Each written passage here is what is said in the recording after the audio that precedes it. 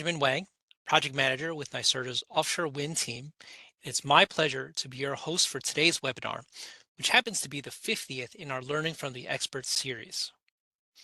We have a great webinar for you today because I am here with Dr. Mark Leybourne from the World Bank Group. Before I introduce Mark, I'd like to share a few reminders for our attendees and some background information about this series. Next slide, please.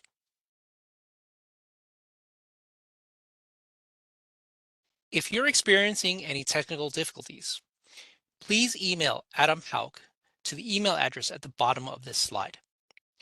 This webinar is being recorded, and the recording and presentation will be posted on NYSERDA's website at the link on this slide.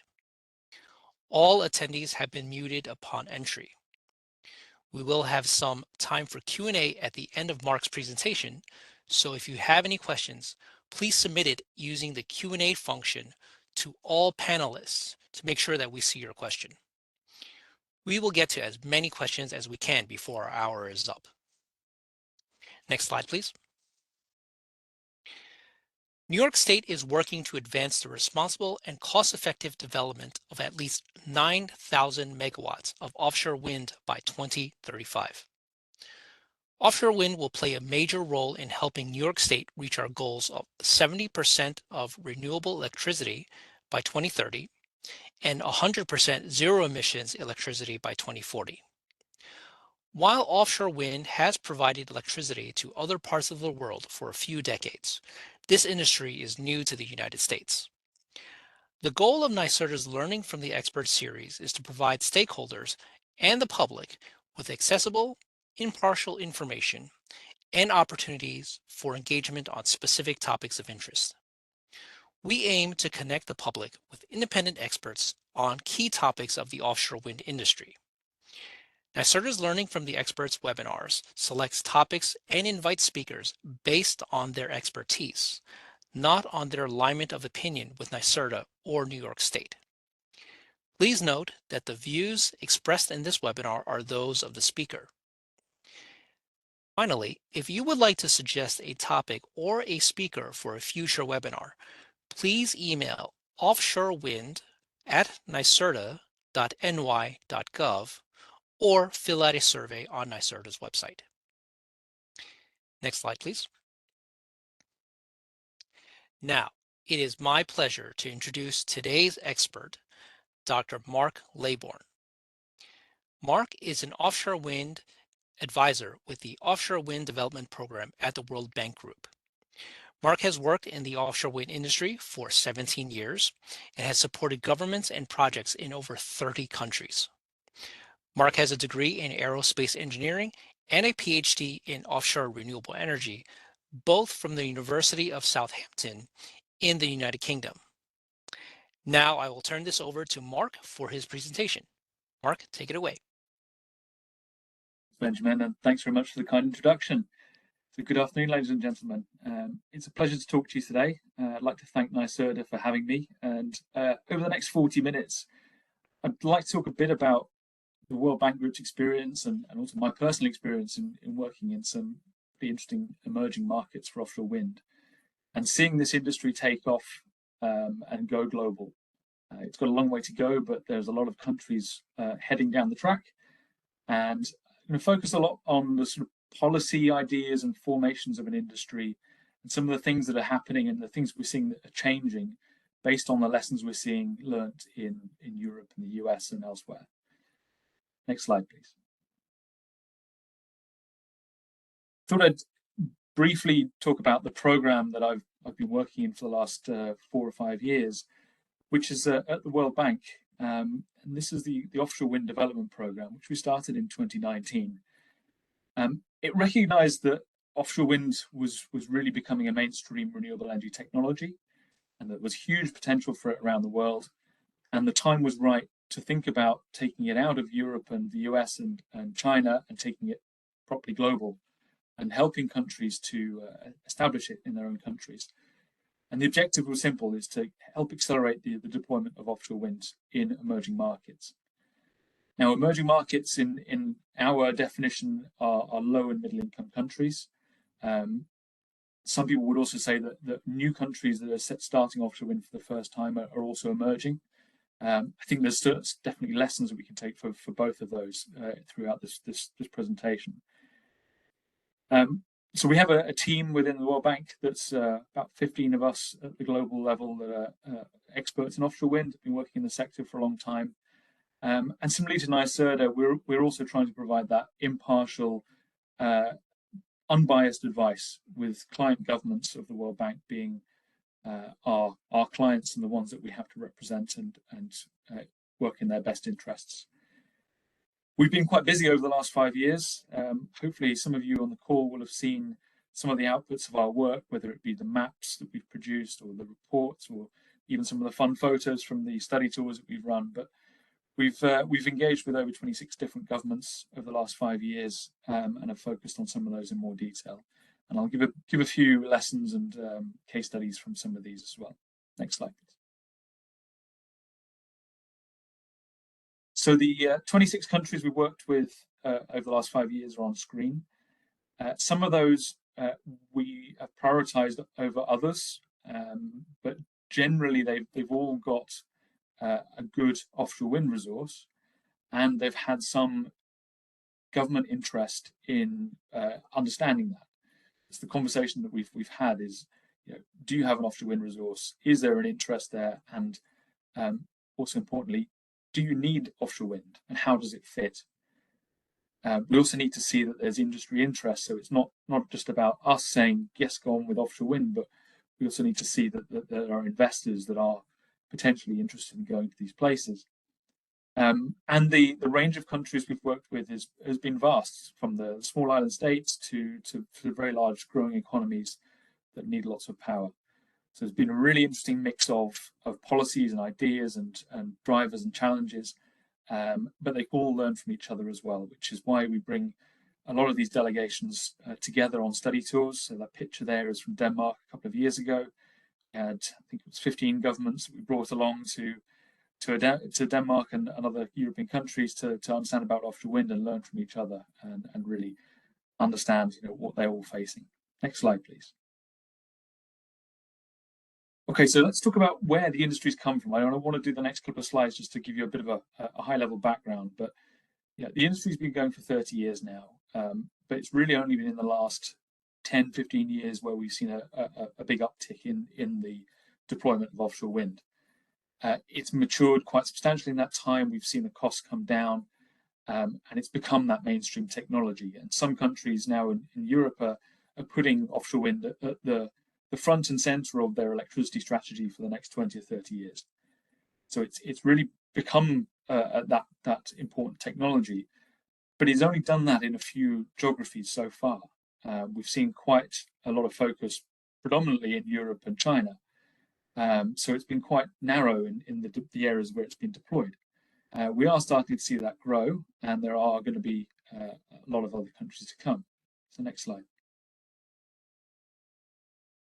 So that growth really has to accelerate, and we're seeing through policy commitments in countries globally now this intent to deliver offshore wind. It is going to be going beyond Europe and China. It has to, and hoping to see quick growth in the US and Canada over this coming decade, and certainly the figures here from Global Wind Energy Council also echo that. We have to increase this rate of pace. We're delivering at about 10 to 15 gigawatts per year at the moment. If you look over the next 10 years, that really has to ramp up if we're going to meet our climate goals. Next slide. So we're at the moment at about 75 gigawatts deployed globally at the moment. If you add up all of the policy commitments by 2030, that comes to about 300 gigawatts. So we've got a very long way to go between now and 2030. If you look further still to 2050, when many countries have got their own net zero ambitions, and we're also looking at the Paris Agreement and what's put in that. International institutions like IEA and IRENA have all done a lot of modelling and have estimated that the world needs at least 2,000 gigawatts by 2050. So there's going to be a huge rate of change in this technology. It has to come at volume. And we need to be going from our 10 to 15 gigawatts a year at the moment to something like 70 gigawatts per year, probably within this next decade. So we've got a lot of ramping up to do, and as I'm sure many of you on the call will be aware, there are a lot of growing pains in the industry. Next slide. When we started the program, we did an assessment of the world and sort of thought, well, where are the offshore wind resources, and where could offshore wind be deployed? So we did a study to look at all of the countries that could have an offshore wind resource, and there's, in our view at the time, there was 115 different geographies that had a viable offshore wind resource. That is, the wind conditions are greater than 7 meters second annual average, and there's enough space there for it. Adding that all up across the world, it's well over 70 terawatts of capacity potential. Probably, I think it was about 70% of that at least was in floating wind, so in deeper waters. So there's a huge amount of potential. Next slide. But to date, we've only seen offshore wind deployed across 19 geographies. And as I said earlier, there's mostly been activity in Europe, US, and China. Next slide. But there's at least 30 other countries that are actively investigating their own offshore wind resources, and we're starting to see movement in many of these countries, all coming out with policies and targets and starting to put the frameworks in place. And that's what I'll talk about a little on this call. Next slide, please.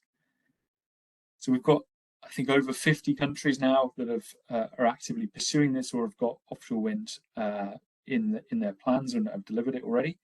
As you'll see, any of the sort of orange, red colours in this map are those that have got a suitable offshore wind resource, and the countries that have got a suitable offshore wind resource are looking at it already. Next slide. I thought it's worth reminding everyone that there is a big offshore wind resource right on the doorstep, just to your south. So there's across Latin America and the Caribbean, there's at least 7,000 gigawatts of potential. Some of that is excellent potential. And there's some countries in this list here that are starting to progress quite quickly. I'll give a case study a little bit later on Colombia. We've seen a huge amount of activity in Brazil, but then countries like Uruguay and Chile have also been starting to make some advance on this as well. Think about this as your industry develops in the US, and you're not just thinking about US alone. Think about this as it is a big region, but it's a regional play, and the supply chain has to be global. So there is potential to export and be involved in these markets as they come along. Next slide. Because we talk about policy quite a bit and regulations and frameworks and putting together an industry, hopefully some of you on the call will have been familiar with the key factors report that we published in 2021. This was something that we did to fill a bit of a void that we saw in governments and policymakers, decision makers coming to this and thinking, well, how do we start and grow a successful offshore wind market? And it's very hard to sit there and be prescriptive about you should do this, you should do that, because there is no sort of silver bullet, there's no one size fits all for this. Every country is different. So we try to come at this from a principle of what are the key factors that make a successful market? What are the general principles to do this in a good way, in a successful way? So this report, I think, helps to do that, and it gives a lot of references, case studies, because politicians and policymakers will need to have references to back up their policy decisions in their own countries, and that was another thing that was missing, was having this central place people could refer to. We also provided a learning course, which is freely accessible, and at the moment we are working on updating this report, because even though it was only 3 years old, the industry's moved along quite a way in that time, and we'd like to make sure it's refreshed. So we'll be launching that in Denmark at Wind Europe in April, it is. So look out for that in the new year. Next slide. Now, while it's quite difficult to try and pigeonhole the different parts of developing an offshore wind industry, we tried to put out under sort of four main pillars here. Everything is really interconnected, so you can't silo it off. But in our view, starting to think from the basics of what is the strategy here. So what underpins the offshore wind market? Why do you need it? What's the rationale and the driver for it? That really, you have to answer that fundamental question before you can then start progressing with it. The policy then takes that driver and enacts it into the government's views as to how to take it forward. At a high level, giving objectives of what they want to achieve, whether it's targets, supply chain development, the approach that they're taking to delivering.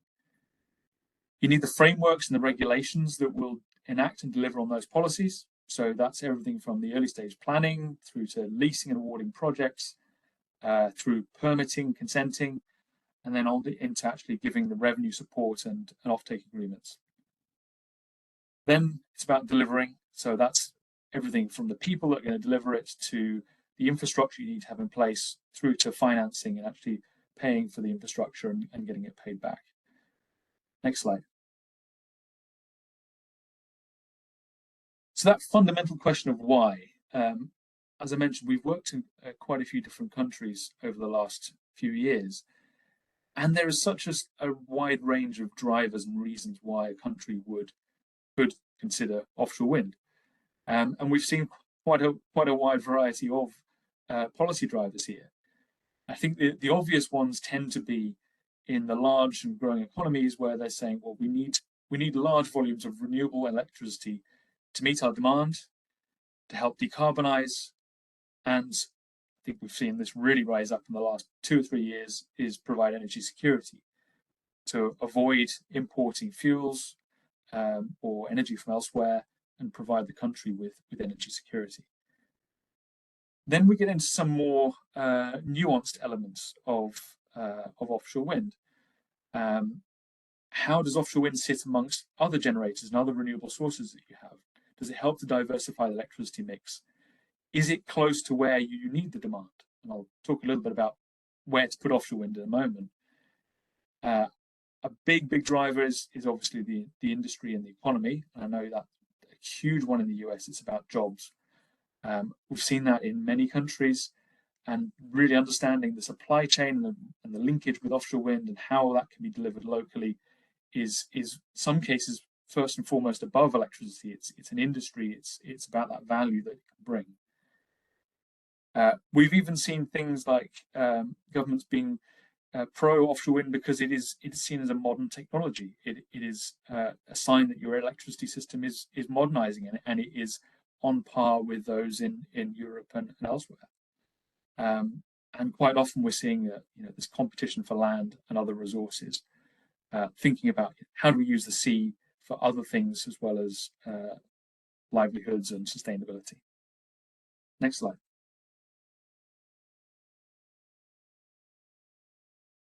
So once you have some of these reasons as to why, the next question often comes is, well, how do we do that? And there have been two broad approaches to this so far. There's a lot of variations on the theme, but on the one hand, we've got the government taking a strong leadership role in doing the early stage planning and development of projects. So identifying areas, doing all the survey work and preparing a project ready to be tendered out for a site and a price, an offtake price. With the developer then winning that and then taking forward on to finishing off the permitting and actually delivering the project. The other end of that spectrum is where the government lets the developers in the private sector take the lead and steps out of the way and pushes the risk onto the investors.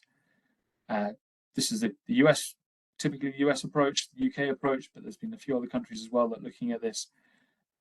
It's a much simpler way of doing it and far less resource intensive from a government's perspective. Providing that competition at the start to give the seabed exclusivity, then allowing the developers to undertake permitting and development work, engineering, followed by a power offtake competition to award a tariff. There's a whole range of different permutations of those, and we've seen no end of different approaches. I think any of these approaches can work as long as it is sufficiently resourced. As if there's enough money and the people are there and there's capacity with those people to deliver, anything is possible, but it has to be there to be able to do that. Next slide. As part of these competitions, this is one of the trends we've certainly seen in recent years. This slide here is from Wind Europe. Is this introduction of, or growing introduction of non-price criteria. And those criteria have certainly become more diverse and interesting from just purely about price on one hand, or jobs or industrial development. They're starting to get into things like net positive biodiversity and how to integrate projects into the electricity system. They are being used by governments to enact some of their policy measures and their policy priorities. So back to the why question, why are we doing this? So starting for governments to put this as a priority. We want to see these projects being connected into our system and reducing system integration costs. So how are you going to do that as a private sector? Asking these developers to solve some of these problems. There is a definite balance here between price and value and risk and reward as well. And I think as more of these competitions are run, we start to see refinement through this process. In a lot of the markets that we work with, it's difficult for a government to ask developers for a big upfront lease payment. So whilst we've seen that in the US and the UK, where we've had developers writing big checks at the start, the costs of offshore wind in new markets are high to start with. They're often, these markets are very sensitive to price, so they can't potentially afford the increment that would come on the price of electricity when you had that seabed lease payment. And I think they also just don't need to in some cases. I think that they're looking for other things here. Not to mention the fact that there are a lot of uncertainties and risks that are inherent in these new markets that you wouldn't see in round 4 in the UK, for instance, where those risks have already been resolved. Next slide.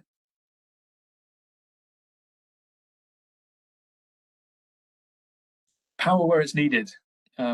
It's all well and good trying to develop an offshore wind project in the windiest place, but if that's not where it's needed, then it becomes a big headache for grid integration and adds then on huge costs and time to bring the grid to that project and get it to where it is needed.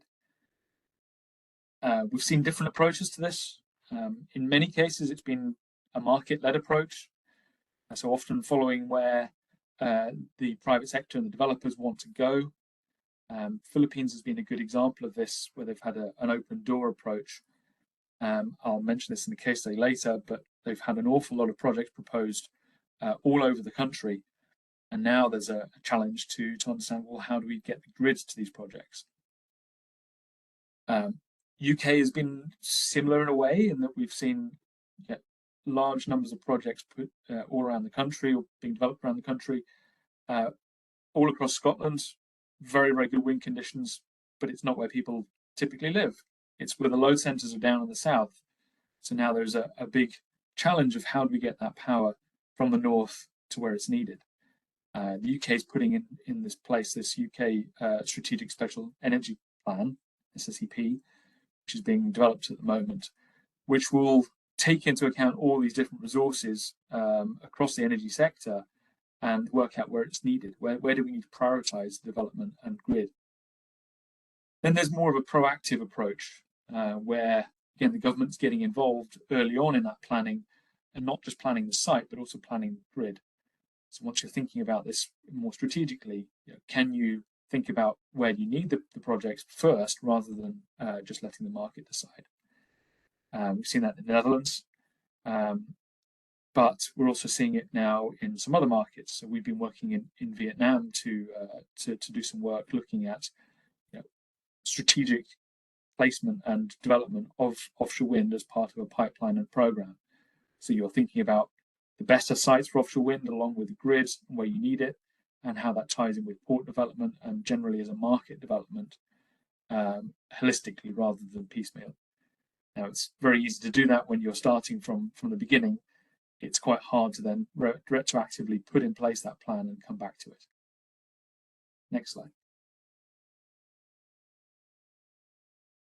So whilst we're thinking about where we need our projects in terms of power, it's also critical to think about where do we need the projects in terms of responsible and sustainable use of our seas.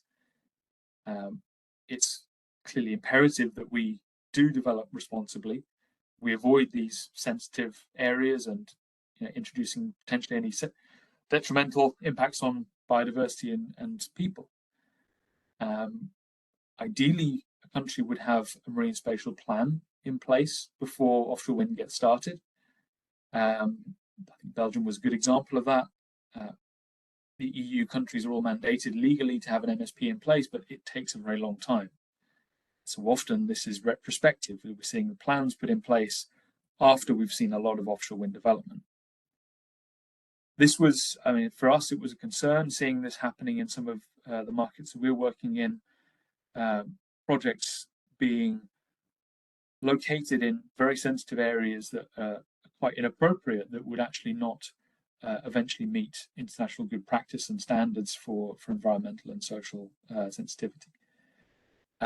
We developed a piece of work called SENMAP, which we published fairly recently, to almost be a stopgap in a way, in that something that could help in the interim whilst the country is delivering its MSP, to look at the sensitive areas for where offshore wind could be placed, but trying to avoid the most sensitive areas and prioritizing those that have fewer sensitivities, so fewer environmental and social attributes.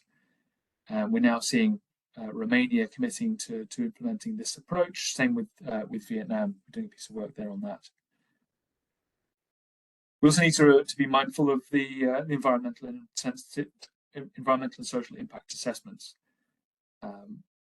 In the countries that we work in, we often see a big gap between what the country normally has as part of their ESIA and their requirements locally versus what is international industry practice.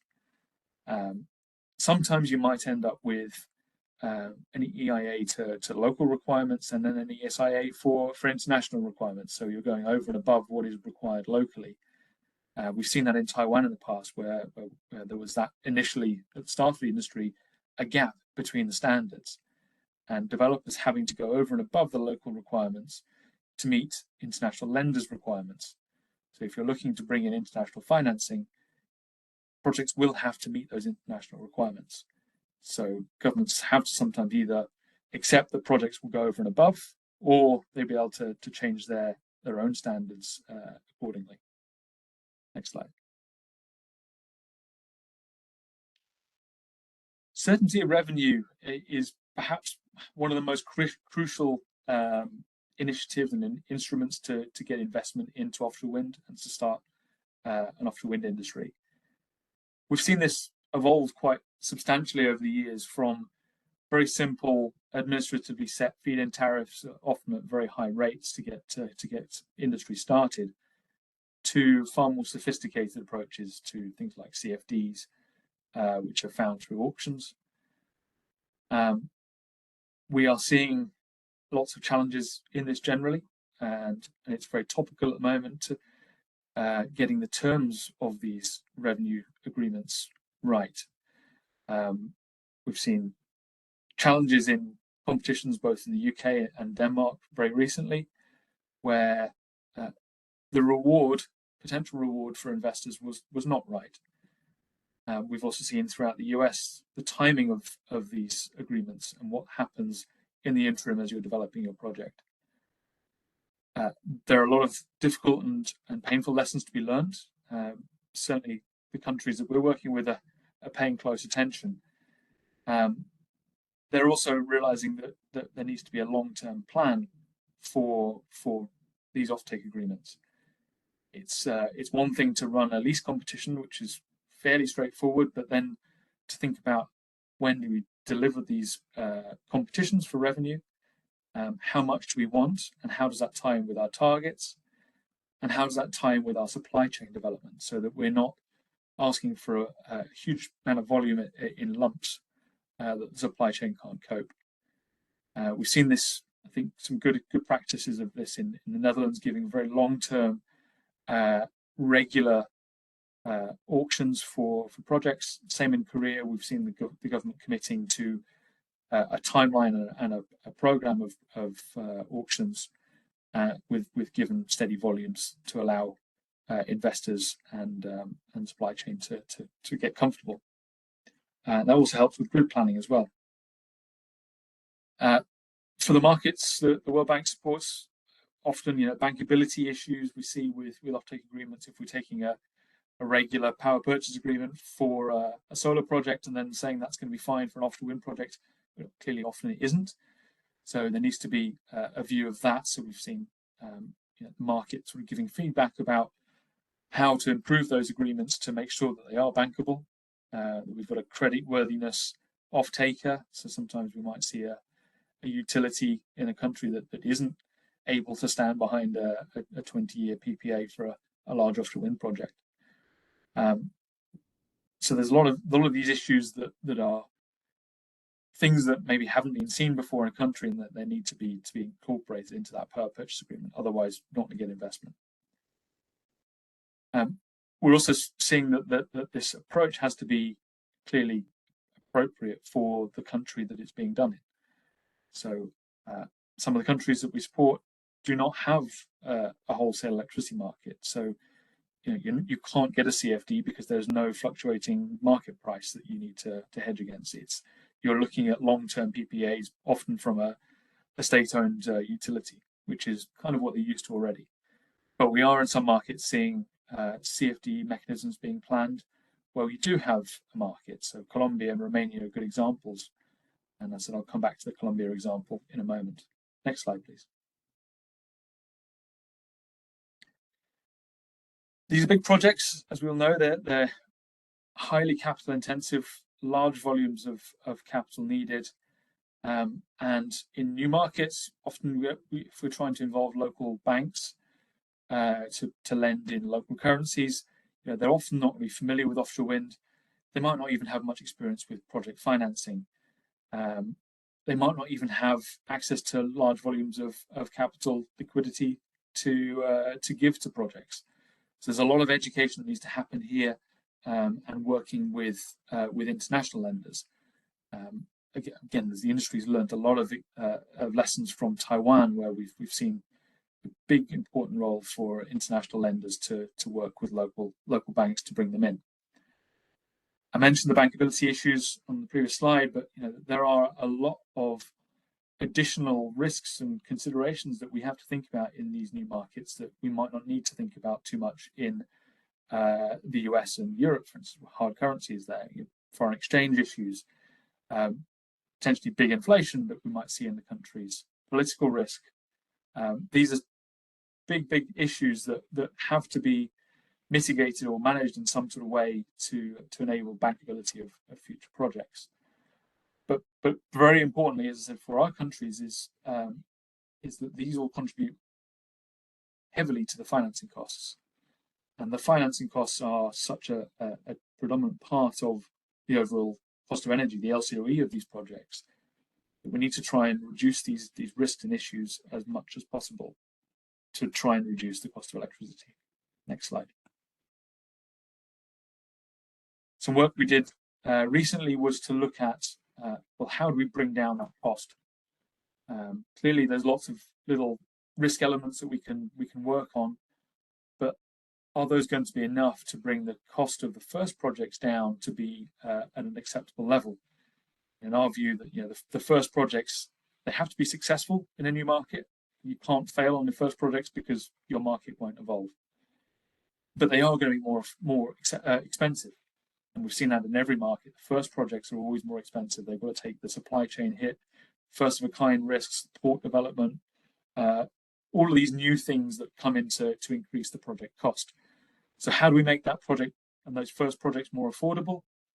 One of the things we're talking about here is concessional finance. So that's low cost financing that we can bring in for those first projects to help catalyze the industry and get it off to a good start. And we can use that concessional finance across a whole range of things, from simply just giving debt, grants, so basically free money to different areas to just buy down the cost of the capex, through to blending with commercial debts to reduce the overall cost of that capital, to things like taking the financing costs of the transmission system into the public sector and paying for that, and then reducing that cost and taking that burden away from the tariff of the project. We think there's going to be an awful lot of this money that's needed to establish these projects in these new markets. And as I said, I think there's a big gap at the moment between the cost of these first projects and what can be afforded in these countries. Next slide, please. I love this picture on the right here. This is from the Sea Green project, which is a project in the north of Scotland that's recently become operational. But these are the foundations, the jackets for the project. So each one of those is about 300 feet tall. Each weighs about 2,000 tons. And by this point, they'd sailed about 13,000 miles around the world from China to be installed into the top of Scotland. Yeah, this is a global industry. The supply chain is now global. But there's clearly a desire to have localization, local content, local supply chain, jobs, investment into different sectors of manufacturing. And we've seen a wide range of approaches to encouraging this or mandating it. From one side of that equation with Denmark looking at providing the infrastructure, so port upgrades, and enabling the supply chain to come in and essentially helping to incentivize them to come in, but without forcing that local content. UK has taken the approach of being fairly soft on local content requirements, asking developers for a plan and giving a target, but not actually enforcing that requirement. We're now seeing a change in the UK with their clean industry bonus that has just been announced just the other day, which is coming for the next CFD round, where UK will be bringing in additional payments that support projects that are either using locally sourced content or more sustainable supply chains. Then on the other side of this equation, we've seen Taiwan, which had started out with very, very strict local content requirements. It actually started off looser, but then became more strict as the industry progressed, with the government going down to the level of mandating certain components rather than just allowing the private sector to choose what's most appropriate, and then actually enforcing that through penalties in the PPA. We've seen quite a big change in that recently. The rules have been relaxed now. We're seeing future rounds not having that strict mandate. I think what has been found is that has quite often driven up the cost of projects, the costs of developing that local supply chain have been then passed on to the projects, which then be passed on to consumers. So there has to be a balance here. It has to be about delivering that industry and the local content, but it has to also be about doing it affordably. Next slide. I'll wrap up with just a couple of case studies here on some of the countries that we've been working with most, I suppose, over the last few years. Colombia is a great example of starting the conversation around about 4 years ago with the government. We published these technical potential maps, which I mentioned earlier, which really emphasize the resource that a country's got. And in Colombia's case, they've got wind speeds of over 11 meters per second right along their coast, and some really, really high capacity factors. This clearly got the interest of the government, and we began working on a roadmap, which was launched in mid-2022, quickly followed by a new offshore wind regulation, which was put out by the government that set out their approach to delivering offshore wind, so giving competitions for the seabed, for instance. Fast forward to the past few months, we've seen that competition for the first projects start. The pre-qualification just completed fairly recently, and a number of companies have qualified for that. So we will see Colombia awarding its sites for its first projects later next year. And the drivers really for Colombia, one was that excellent wind resource that I mentioned. They've got a desire to diversify their power mix because they've got a very large element of hydro in their mix, 60-70% hydro, which has been affected by the variation in El Nino and droughts that have been getting longer and deeper, really affecting their output, and then having to spend a lot of money on filling the decline or the deficit in hydro output with expensive fossil fuels. They've also got an oil and gas sector that the current administration would has given a priority to try and transition. So there's offshore oil and gas capabilities in Colombia, and those are very well suited to transition to also support offshore wind and give some stability and diversification of the industry. So the government has come out in the energy plan with a vision of up to about 18 gigawatts by 2050. So that first competition will allocate sites for at least 3 gigawatts of offshore wind. And they've indicated to the market that the government will draft a new mechanism for contracts for difference, a CFD for their offtake, which will help to give revenue certainty in the quite sophisticated power market that Colombia's got. With the World Bank support, they're also working on developing their permitting process and also planning their infrastructure, so grid and port development. Next slide. Philippines, I've mentioned a few times, said that they've had an open door for what they call service contracts. So that's essentially leases for exploration and then operation of offshore wind projects. And over the last 4 years, they've issued 92 of these service contracts for a total capacity of at least 67 gigawatts of offshore wind. Now, in their system, it's 20 gigawatts of that scale, so clearly there's an awful lot of offshore wind compared to their current system. But they're thinking to the longer term and thinking how their system is going to evolve with decarbonisation. And the recent energy plan targets between 19 and 50 gigawatts of offshore wind. So they're really setting a big, bold vision for offshore wind. They are planning their first auction for an offtake, so that'll be a power purchase agreement effectively for the middle of next year. And there's a series of front runner projects that they're expecting to bid in for that.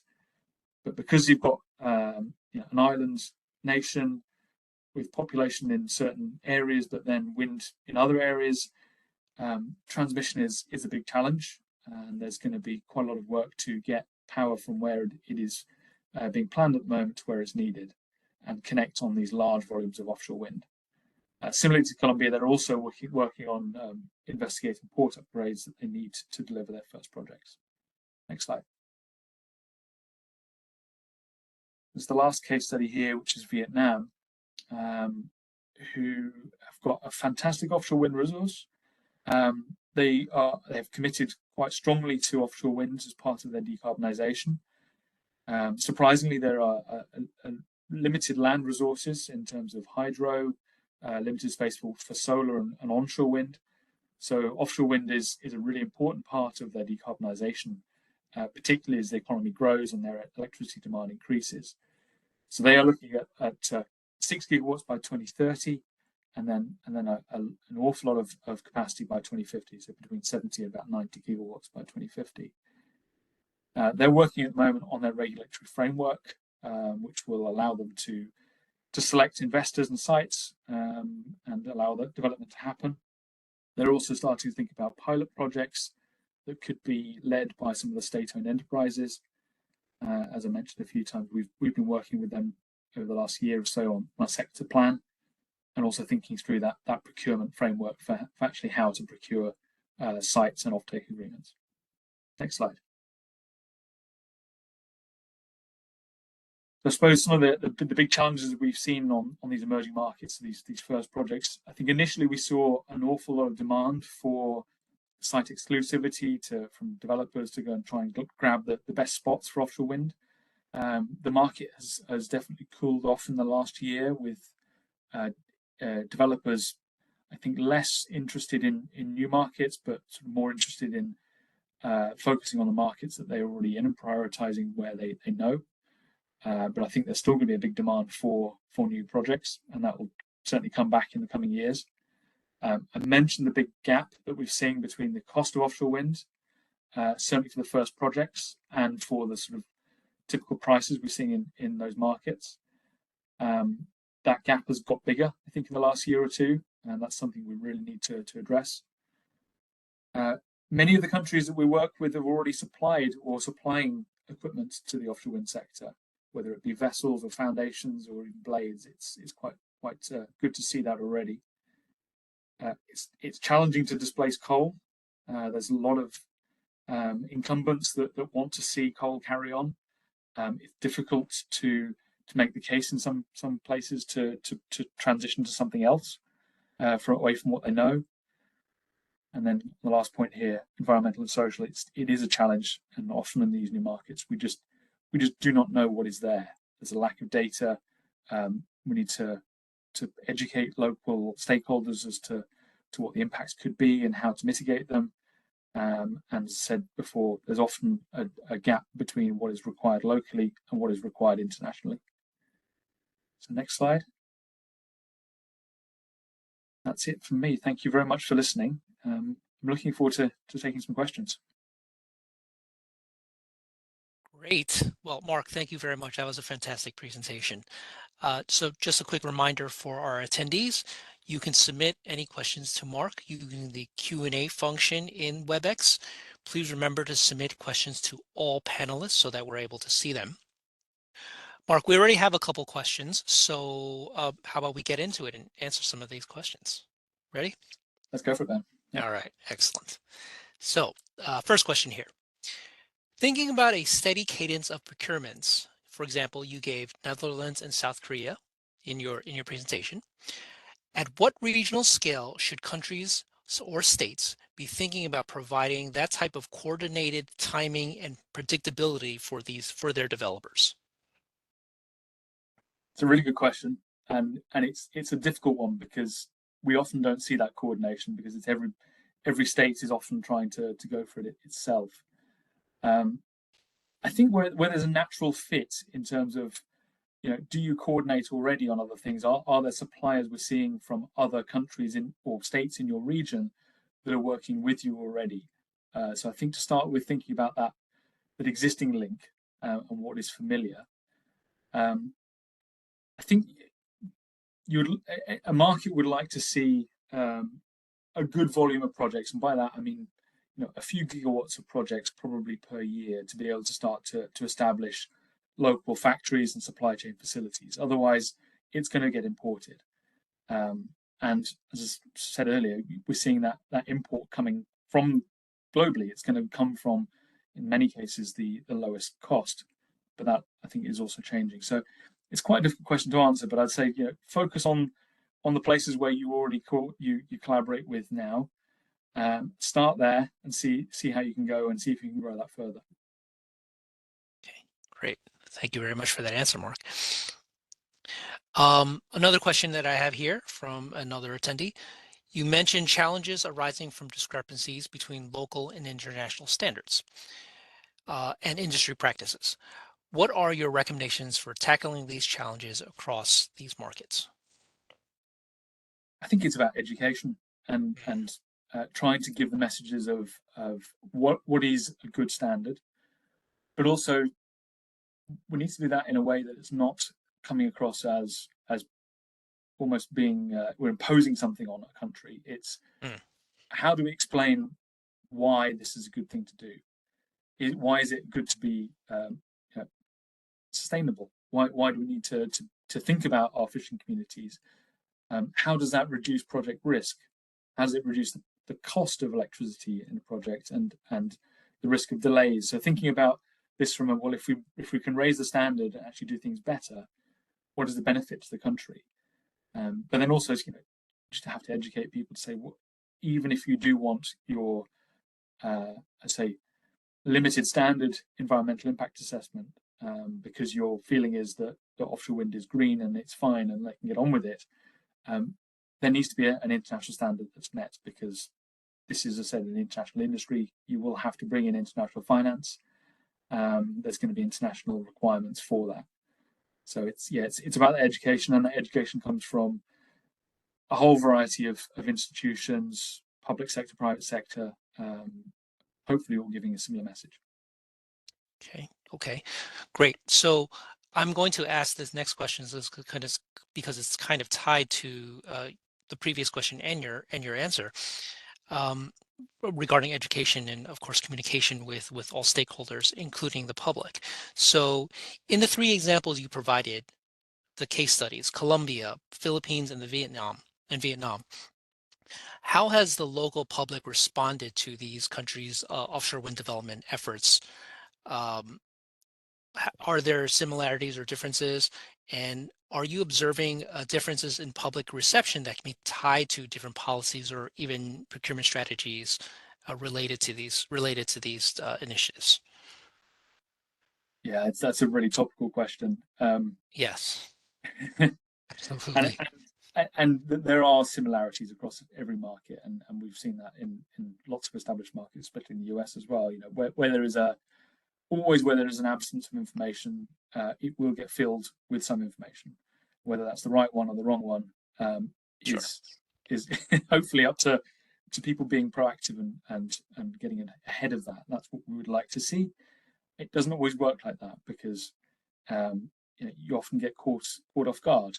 I think neither, let's say, Colombia nor the Philippines probably expected the interest in offshore wind to be as high as it was. It may be caught off guard in that you had a big influx of developers all proposing projects, and then that takes the attention of a policymaker to think, well, how do we focus on that and actually responding to these investors that are wanting to come here? It's very easy then to think, or even potentially to overlook the public and what are they thinking when they're seeing all these big developers coming and saying we want to do offshore wind. So we've seen in some cases local groups being in opposition already, because they're filling that gap of information with this is going to be bad, because it's going to be, the turbines are going to be on the beach, they're going to be taking our sea space away because we can't fish anymore. And in the markets that we work with, that's really sensitive when we're dealing with very poor coastal communities that are really reliant on fishing for their livelihoods and to sustain themselves and their families from a day-to-day basis. And if they think that offshore wind is going to come and take that away from them, that immediately sparked a very, very strong reaction. That's quite different, I think, from some of the fishing conversations maybe we've seen in established markets, and that's quite a sensitive thing that these countries are going to have to deal with. And I think the education really has to get into the grassroots quite quickly to try and explain, well, what is this? And we've started to work with some of these governments on almost sort of educational materials, even like a simple, very, very simple video that's done in the local dialect to try and explain what it is and what it isn't, and that you can still fish there, especially if you're a local fishing community. So just trying to get ahead of some of these misconceptions before they start becoming the fact. Excellent tips, excellent points. So there are a couple questions here related to the more technical or financial aspects of developing projects. So first one here, can you talk a bit about some of the challenges of utilizing concessional financing in developing markets? Very simple answer. There is not enough of it. We've got global commitments for climate finance, which is is there to help the transition, but most countries that would be giving that climate finance at the moment are all struggling with their own economies post-COVID, post-energy crisis in Europe and things. So everyone is struggling, and I think we've seen, this ambition there, but maybe a limited amount of concessional funding that's going to be available. And of course, everyone's trying to do decarbonisation at the same time. They're trying to deploy all their own projects and in all sorts of different areas of sustainability. So there is almost this big fight for the small amount of climate finance that there is. So I think we'd like to see more. That's why we're starting to make this advocacy work in the way of saying that there is a need for it. It's going to be big. It's going to require a lot, but I mean, everyone does. So I think that's one of the challenges of actually getting it out there. And then I think the next one is getting it to good bankable projects that will help to catalyze an industry. So it's not, we can't just think about it as here's a load of money, we're going to throw all of it at the first pilot project. We get that pilot project successfully done, and then the market's up to itself. You can't think like that. You have to think about the long term and how we deliver a sustainable market, not just the first project's great, but then the rest of it is never going to happen. So that's the other thing. Planning is so important, so important. So I'm just being mindful of the time here. I think maybe we have time for one more quick question, if that's okay with you, Mark. Yeah. Any insights into how manufacturers for turbines, cables, vessels, other components are preparing to respond to demand in established and emerging markets, especially given the constraints we're already seeing in the current supply chain? Any thoughts on whether emerging markets may be looking to use Chinese versus Western supply chains if they're already established manufacturers? So. Yeah, again, a really topical question at the moment because, yeah, absolutely. As I mentioned, we're seeing the industry refocusing itself, let's say, onto the core markets where it is more comfortable, and certainly where it is making money, and it has to focus. These companies, they have to focus on their shareholders and their profits. So clearly, they're going to focus on the less risky options for now, especially where we've got these growing pains and other challenges. It certainly does concern us for some of these emerging markets because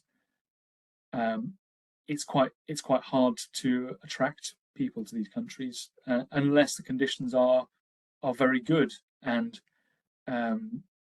the risks are going to pay off against the reward. So I think it's in a way inevitable that we will see these countries look at any option that they've got for supply chain, and some countries will be more protectionist, I think, than others. Some will be very agnostic as to where components come from. There are obviously big geopolitics that play out into all of this. So some countries will be more protectionist and will care where it comes from. But I think if we are going to see components and offshore wind being deployed in these markets, we do have to consider a global supply chain.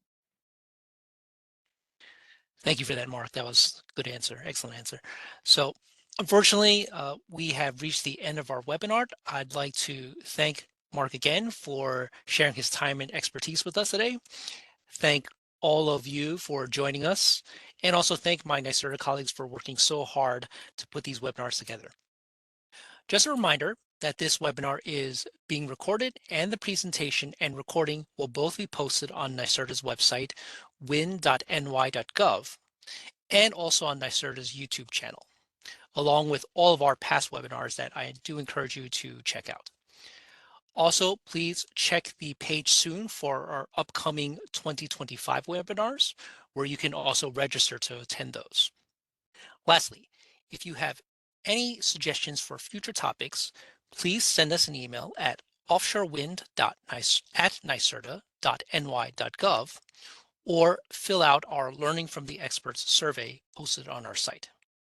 Again, thank you for joining us today, and we look forward to seeing you at our next Learning from the Experts webinar. Have a good day, everyone.